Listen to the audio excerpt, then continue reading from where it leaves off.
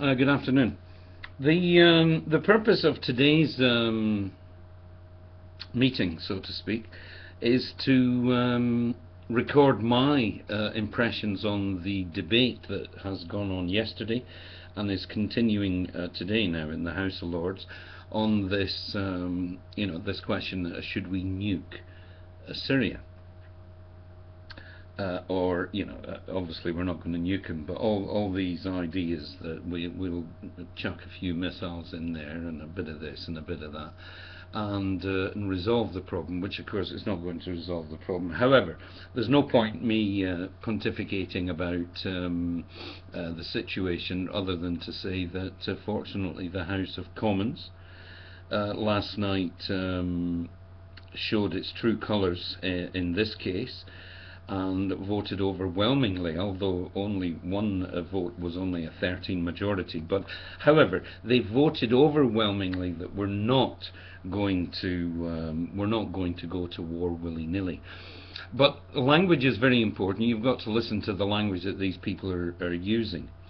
And one of the things that the Prime Minister has dangled is that the Attorney General, the greatest legal mind in the universe, he has opined that we can go to war without the sanction of the Security Council, the UN Security Council, presumably because we say we can.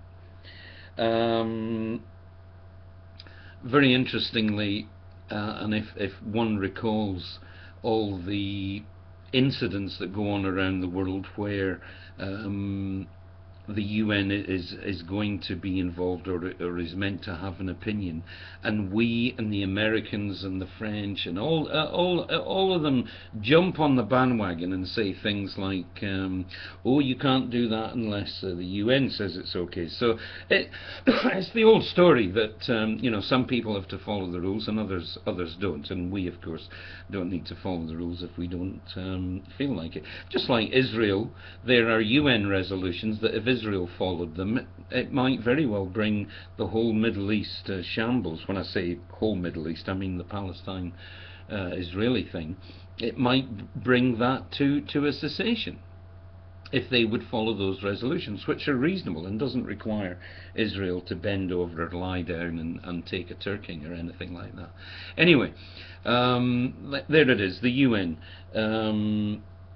We don't need to follow the rules. So, and it may be that even if they got a vote in the House, and they should wait on UN sanction, that if they don't get it, they'll feel that they're justified in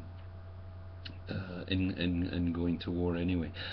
This defeat for Cameron, which I think is really quite brilliant, is also a defeat for Obama, because Obama and the Yanks now see their little puppy dog as not actually coming to heel, and the people belonging to the little puppy dog have effectively spoken through their representatives. And I myself have tweeted to a couple of MPs who really asked, it was in the news that they were like asking for opinions on whether they should what people thought, what direction people thought they should take, and I just added my bit there and said, well, don't do it, because you'll be branded in my book as a war criminal. And everybody who voted for the Iraq shambles 10 years ago, they're all war criminals, because there's 1 million dead Iraqi civilians as a result of dummy Rumsfelds and dork Cheneys, and of course the mental retard George W. Bush. There is 1 million deaths on these people's hands, including our own maestro Tory Blair.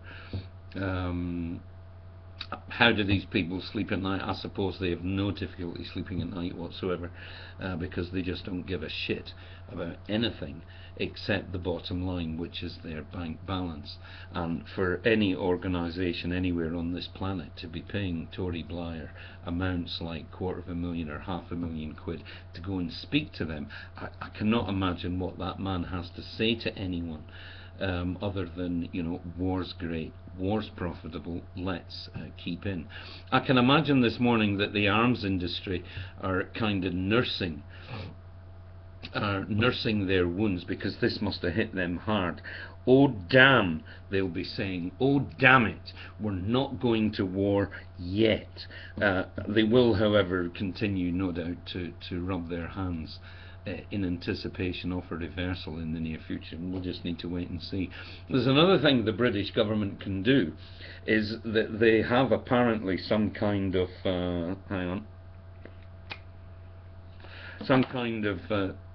royal prerogative bullshit, which means if we want to, we don't need to talk to anybody, we just go and do it anyway. They can exercise that.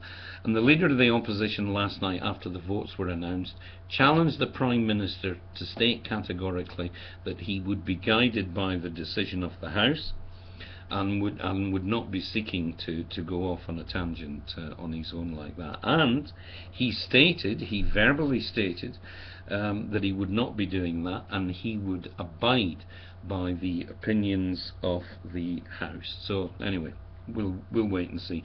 Don't hold your breath, because anything could happen. Now, today's debate in the House of Lords has amused me in a number of ways.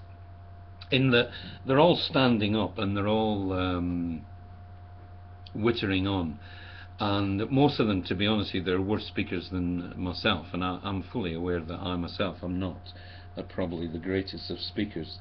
I'm fully aware that I say quite a lot and all this sort of thing, but to watch people in the House of Lords who are responsible for really for the passing of laws in this country, because if the House of Commons says we're going to do this, the House of Lords has effectively a veto, which of course the incumbent government can overrule if it sees fit, although it's considered bad form, old chap, and not cricket to do so. But the House of Lords, there's these people standing up, and some of them are recognised from the bad old days of Thatcher years and others,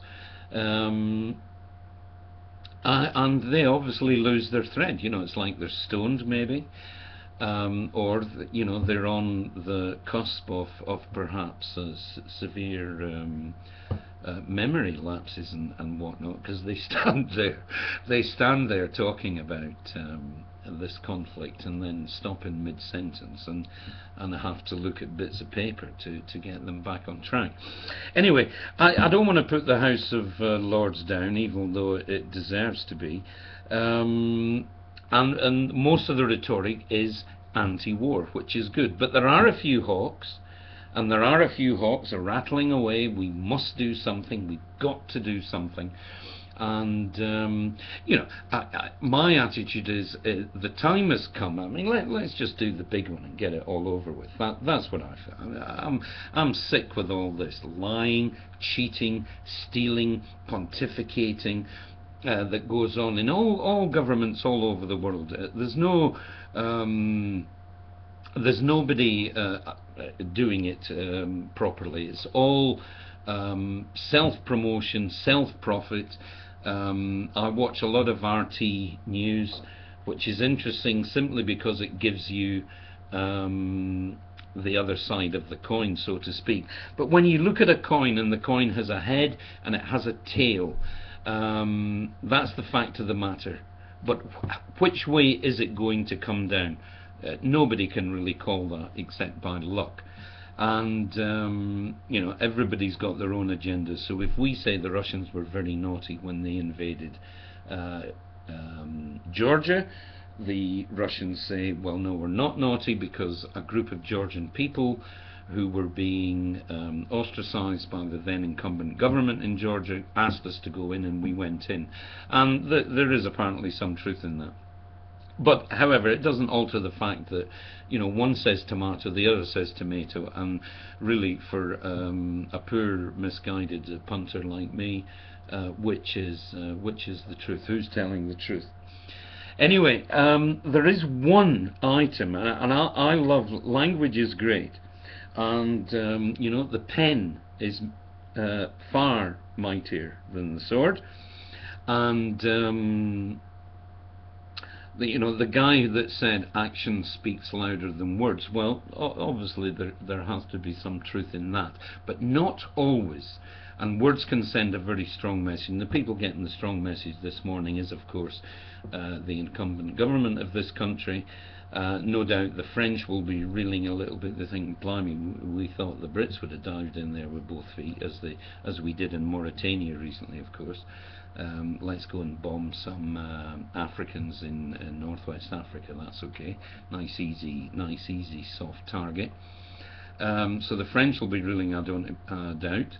The Yanks must be staggering, and they're thinking, "Oh, damn! What's happened to Major Ally, Major Poodle?" Anyway, language. One thing came out of yesterday's. They were wittering about Assad's use of chemical weapons, which is unproven. Which even in the House, people were. I don't know where they get all this nonsense from, but they were putting for proposals like maybe Assad didn't authorize it. Maybe a rogue commander did it off his own back, and. That's astonishing. These guys are meant to have intelligence services. I mean, what's MI6 been doing?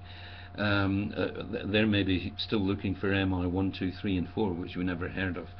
And as we start at 5 and finish at 6, but is there even an MI 7, 8, 9, and 10 and onwards? Who knows? On a television program here in England, an old one called The Professionals, I've actually heard them refer to MI 17. Whether that's just for dramatic purposes or not, I don't know. Anyway, so Assad has used chemical weapons. It's unproven, however. And I should have said allegedly there. It's unproven, however, whether he did it, a rogue did it, whether the rebels did it, and they're making it look as if Assad did it. And interestingly enough, just before the vote in the Commons last night, BBC carried a report showing somebody running around who had apparently been bombed with napalm-like substance, they said. And of course they're blaming Assad for that, or they're alleging that Assad did that. But frankly speaking, from my point of view, that film looked rather bogus. And if there's one thing that the Arabs from countries like Lebanon, Syria, Egypt can do, is they can act, and they act usually. Their plays and dramas, etc., and comedies are acted out in a very dramatic, overemphasized way, and that's what this looked like. It did not look like victims of a genuine strike. Anyway, the point I want to finish on is that during Cameron's speech, he made a statement that Assad's recent use of chemical weapons is the worst such use in over 100 years. And of course he's referring to the German and British exchange of nerve gases during the First World War, and what he's implying basically is nobody's used it since then. Of course we know Saddam used it since then, but Assad's current use is worse than Saddam's, even though he's killed less people than Saddam allegedly killed. Also, Saddam hit Iran very hard during the first Iran-Iraq war, or the war in the 80s. And they hit Iran very hard with chemical weapons, but Assad's is worse, the worst in over 100 years. Cameron was saying.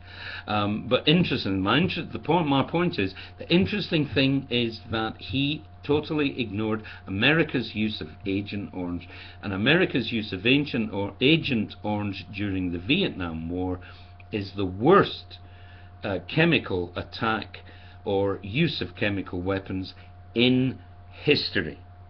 Now I'm coming to the end of my YouTube 15-minute slot, so I'm going to finish there. Why is it we use what we want to use and we ignore what we want to ignore? And I think that is very bad form. It's not British, it's not free world. Bye bye.